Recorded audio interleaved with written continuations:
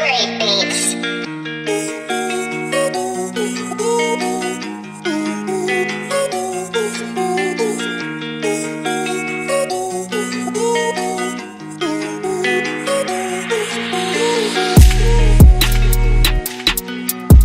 True peace, everybody. It's Kweepu, and I'm back with another video.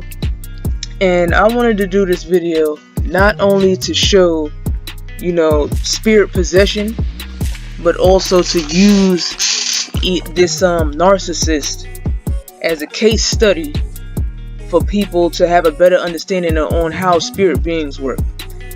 Just to make it known, nothing that this man says I take personal, but I have to do my job as a Nooney to report wrongdoings anytime I see it, or especially if this person is a bully and an aggressor and there's no reason for him to be this way. He's just doing it just for the heck of it. These things have to be cleared up, especially the lies and all these other forms of deceit that he's been promoting. I have to do my job as a Nooney to clear that up. Okay? So nobody's sending me out. And he knows himself that I've always been on my game when it came to being a Nooney. He knows that. He's acting like he doesn't know. So let's let the narcissist be a narcissist. But at the end of the day, I'm going to bring the facts. Okay? So here, we're going to look here. And we're going into Nature Book 2. And these are one of the laws of nature. And the reason why I'm going into this is because he said that he is the high priest of Noon. I'll do a separate video on that topic, but if you feel like you are so high, top-notch Nooney as you claim, when a priest can't even be a Nooney in the context he's using it, then you should know the laws of nature like the back of your hand. So here it says, never use drugs except for medical purposes as prescribed by a qualified physician, the same way each time that conditions are the same. Using narcotic drugs as dope for pleasure and fun is lethal to mental, spiritual, and also physical health. And for these reasons and worse, they are menaces and destroyers of the morals, lives, and well-being of communities and societies. Using drugs like tobacco products, alcoholic beverages, plus caffeine, yes, caffeine, as in coffee, is also injurious to your health and a burden on your life. Sugar is also something that I would put in the category of drugs, just as a separate thing. You guys can research sugar and look at the effects of it and things like that. So let's keep looking. So it says coffee is also injurious to your health and a burden on your life, and oftentimes the lives of others as a result of your involvement or death. Okay, so this video is going to explain how using narcotic drugs as dope for pleasure and fun is lethal to the mental, spiritual, and also physical health. And for these reasons and worse, are menaces and destroyers of the morals, lives, and well-being of communities and society. So this is what this video is going to be about. Okay, and it's also going to connect to spirit being manipulation and spirit possession. And like I said, Charles is the case study here. We've seen this spirit being hop from body to body multiple times, because that's what spirit beings do. So like I told you, there was a point in time where Charles was actually on a positive road in Noon, allegedly, just from the outside looking in. Then he went left and became a demon. So he clearly is being possessed by a negative spirit, and I'm going to show you why using Noon science. So let's look at the nature books. So today's topic of discussion has to do with narcissists and substance abuse. Addiction is very common amongst narcissists. Narcissists are prone to substance abuse and addiction. However, not all narcissists have addictions. Holding their fragile egos together puts the narcissist under enormous tension. Their inner conflicts must be repressed or denied. Individuals with narcissistic personality disorder are often drawn to substance abuse and alcoholism for a variety of reasons. Many narcissists turn to alcohol and substance abuse as a way to fill their emptiness, to fill their void. Narcissists have to rely on something from the outside world to fill their emptiness inside. something to fill that void. Drugs and alcohol helps the narcissist escape from their feelings of vulnerability, disappointment, desperation, and self-loathing. Drugs and alcohol makes the narcissist feel better about themselves. Narcissists are not able to validate themselves, they are not able to love themselves, and they have no identity. Beneath all of the grandiosity and the fake happiness is shame and self-hatred. That's why the narcissist depends on the admiration and attention from other people around them, whether this attention is imagined or real. They need this admiration and attention from other people for their sense of well-being. Narcissists put a lot of time and effort into keeping their emptiness filled up. However, just like a drug addict, the attention and admiration does not fill up the emptiness as well as it used to. When it seems as though the narcissist is not getting the attention and admiration that they need to function, the narcissist becomes anxious and sinks into a deep depression. If a narcissist is using recreational drugs, they may be chasing the high of drugs when they can't get the admiration and attention they demand. A narcissist will always have a harem of people around them in their circle that will remind them of their greatness when they get depressed. A narcissist will never admit that they have a problem. In fact, they refuse to face the reality of their addiction. And for this reason, it can be challenging to convince a narcissist that he or she needs help. A narcissist is too proud to admit that they've let their drinking or drug use get way out of control. A narcissist simply will not get treatment or help. It will take a drastic measure to get a narcissist into treatment or therapy. You will have to deal with denial, anger, possibly narcissistic rage when forcing a narcissist to come to terms with their own addiction. Drugs and alcohol can make a narcissist even more abusive and more likely to lose control, therefore causing the abuse to escalate. A narcissist will spend their last $10 on drugs and alcohol, even if that means that their kids go without food or their baby has no formula. A narcissist lacks empathy. They only think about themselves. They only care about themselves and their needs. Even if their addiction is treated, the narcissism still remains. And I want to point out that someone that has had an addiction for many years can behave narcissistically. It's important to note that narcissists and addicts share many overlapping traits: manipulation, emotional blackmailing, bullying, lying, lack of empathy for others, and even an excessive need for admiration and attention are all commonly found in both cases of addiction and narcissism. If your loved one has displayed these traits since before using, they are likely a narcissist. You can't help an addicted narcissist whether they have an addiction or not. One question that often comes to mind when thinking about cannabis usage is, how does frequent marijuana use increase the development of mental disorders, such as psychosis, schizophrenia, depression, and bipolar disorder? And is there even a link between cannabis and these mental health illnesses? Well, for starters, cannabis is prevalent in 50% of psychosis cases. THC has been linked with causing positive psychosis symptoms and neurocognitive changes by altering the prefrontal cortex and reducing synaptic density. In addition, psychoactive effects of marijuana varies depending on the amount of THC consumed.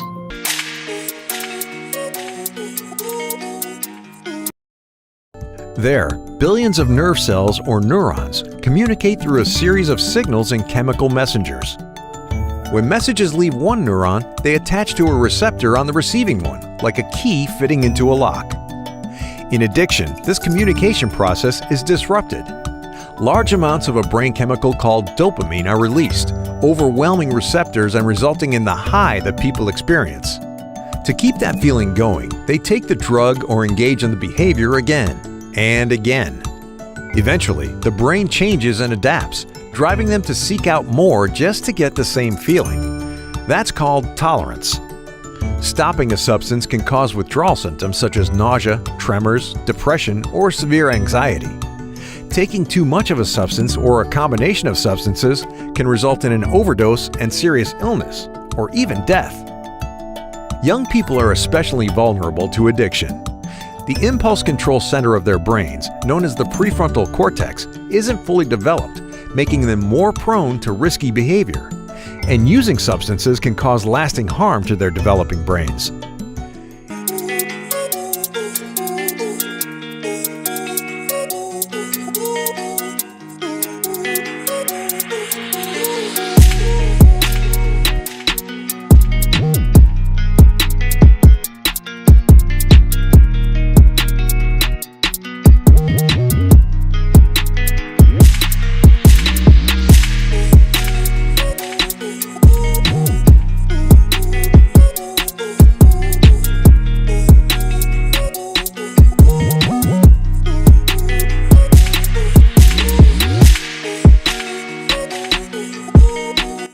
The term prefrontal cortex, or PFC, can be used to refer generally to the part of the frontal lobe that is anterior to or in front of the motor cortex.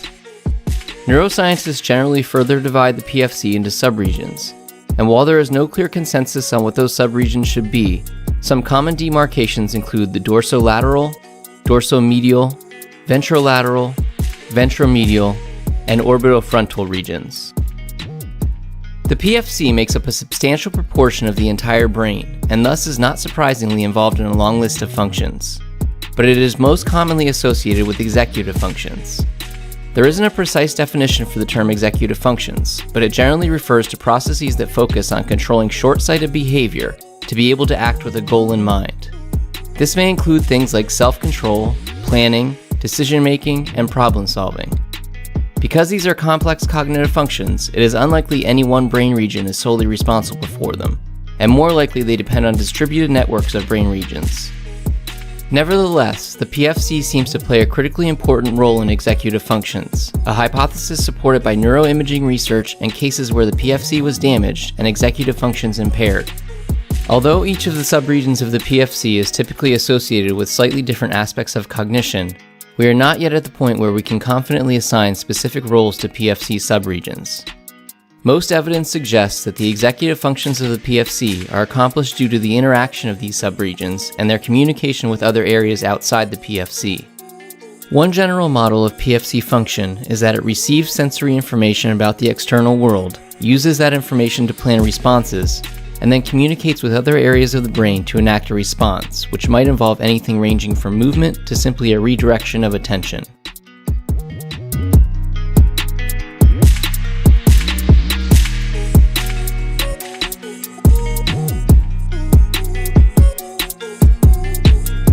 And here it says, listen to reason. There also exists the narcotics god, ether power, similar in mental effect to drugs like crack, cocaine, opium, morphine, heroin, etc. spiritually, remember spiritually, and the manifestations of the narcotic god, also called the wine god, are like dope in the sense that ether force causes drowsiness, sleepiness, laziness, and always grand expectations and great ecstasy via the nervous system, but never any real fulfillment in reality. Plus, after the ecstasy, great spiritual joy comes depression, like happiness after using narcotics as dope and the high wears off. The narcotics god is very impersonal too. The wine narcotic god is sometimes called Bacchus and Dionysus.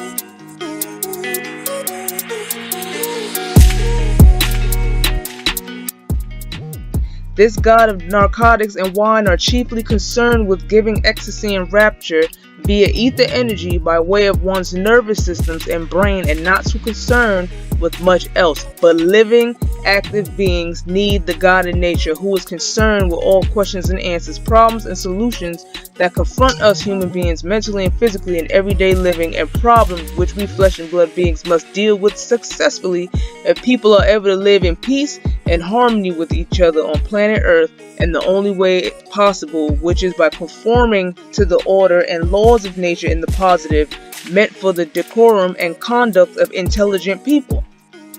And that God in nature concerned with questions and answers, problems and solutions are sound, right reason, named Nupu, the ultimate mind doctor and the resurrectionist of the mental dead. So that means that also proves that, Charles, you can't be the highest priest of Noon and all these other things, and we'll get into that, but you're not Nupu. Let me just put it that way. So it says, those whose minds are in captivity and the grave of nature ignorance. So Charles falls under the mental dead. And it says, let it be remembered always and let it be known. So we're going to look at Dionysus and Bacchus, because we also have to remember Greek and Roman gods.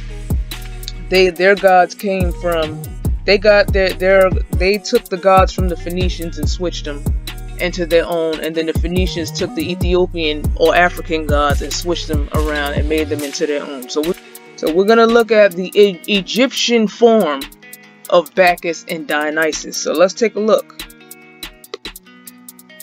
So here it says, who is the Egyptian equivalent of Dionysus?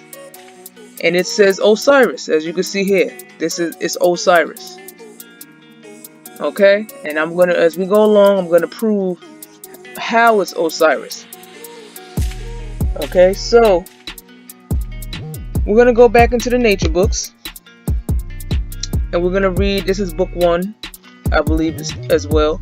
And it says, listen to reason. Who people call Jesus today is the earth god known in ancient times by different names like Bacchus, the wine god. And this is why Jesus was called a wine bibber in the Caucasian Bible, and his first miracle was turning water into wine. Like the god Osiris, the god Bacchus is a part and member of the earth god.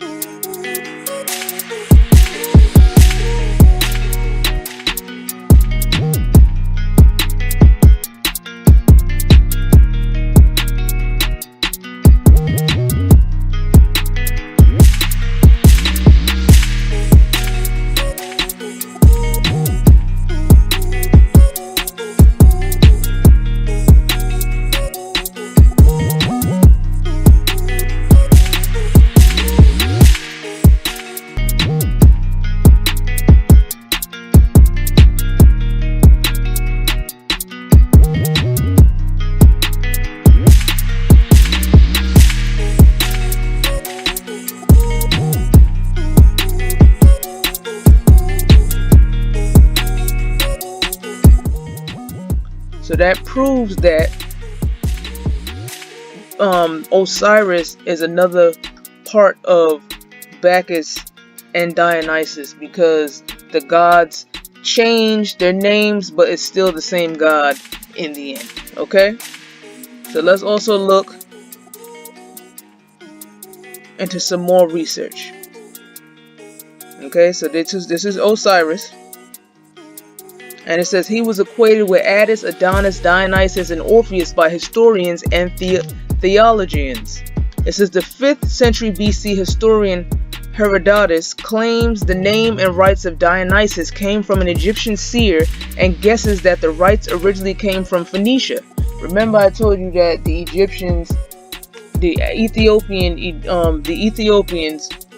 had their own gods and goddesses, and the Phoenicians came and took them. So you also got to remember there was Phoenician Egyptians and there was also Ethiopian Egyptians. Okay, so it says the 1st century BC historian Diodorus of Sicily said that the rites of Dionysus were taken by Orpheus from the rites of Osiris in Egypt, and that only the names had changed. The 1st century BC statesman Cicero and the 3rd century AD Neoplatonic philosopher Porphyry equated Dionysus with Osiris. The 3rd century AD theologian Hippolytus equated Attis, Adonis, Osiris, and Bacchus, Dionysus with each other. I'm going to leave this link below, but it goes into some more things. Like here, it says he is a shepherd and carries a shepherd's crook staff. In the Book of the Dead, which is based on an ancient literary tradition stretching back to 2400 BC, Osiris is called the shepherd. Like Dumuzi, Adonis, and Attis. Like most pharaohs, Osiris was portrayed with a shepherd's crook like that of Dionysus and Orpheus in one hand and a flail in the other. He is placed in a box and given to the netherworld. This is just showing people how it's different names of the gods, but the stories are basically the same, because of when the Phoenicians took from the Ethiopians, they took those stories and changed the gods and altered some of the stories, and then the Greeks and Romans took from the Phoenicians and changed the names of the gods and altered some of the stories. So this is just proving that. Noon also goes into that as well. So it says here, Osiris is locked in a wooden sarcophagus by his evil brother Set and set down the Nile, similar to the story of Adonis being locked in a chest when he was sent to the netherworld. In death, he is enclosed in a tree. Osiris' sarcophagus sailed down the Nile and then gets embedded in a tree at Byblos. The Phoenician city Pseudo-Lucian said that the Adonis cult originated from where Isis finds it. The tree is referred to in the Jed column as the tree of life. Okay, so they're just showing the differences between the gods and in Phoenicia, in Greek and Roman history, and in Egyptian history. Okay, so I'll leave the link below so you can take a closer look at that. So now we're going to look at this, because I know you're asking, what does this have to do with marijuana smoking and or you know, alcohol and things like that? Remember, we're speaking spiritually. So these gods are physically not here, but their spirit beings still exist, especially in the bottom half of existence. So if we look here, because it's comparing the Greek and Roman gods, Dionysus and Bacchus, to Osiris. So here, this is Osiris holding a crook and flail. This is his crook and flail here. And then it says standing next to a Thyrsis. I hope I'm pronouncing it. So this is it right here. Then here, Dionysus holding pine cone top Thyrsis. So here, this is what they're referencing here. Then here, Bacchus is holding a pine cone top Thyrsis. So what is a Thyrsis? I know that's what you guys are asking. So let me answer that question for you. A Thyrsis is literally a stalk or stem of a plant. A non-Greek word of unknown origin, the staff or spear tipped with an ornament like a pine cone is sometimes wreathed in ivy and vine branches, borne by Dionysus and his votaries, right? So let's also look at the staff of Osiris that I have found.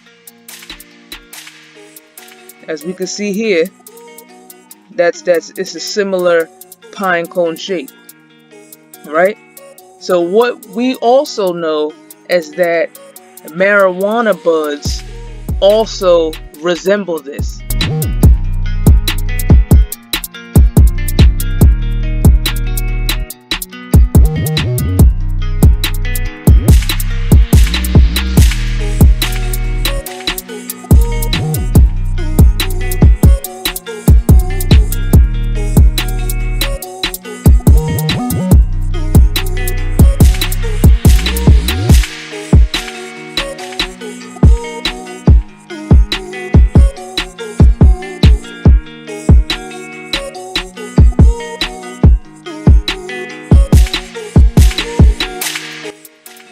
Because it is a plant. So these gods have been, you know, showing what they represent through time, but people really don't do enough research to understand what's really going on here.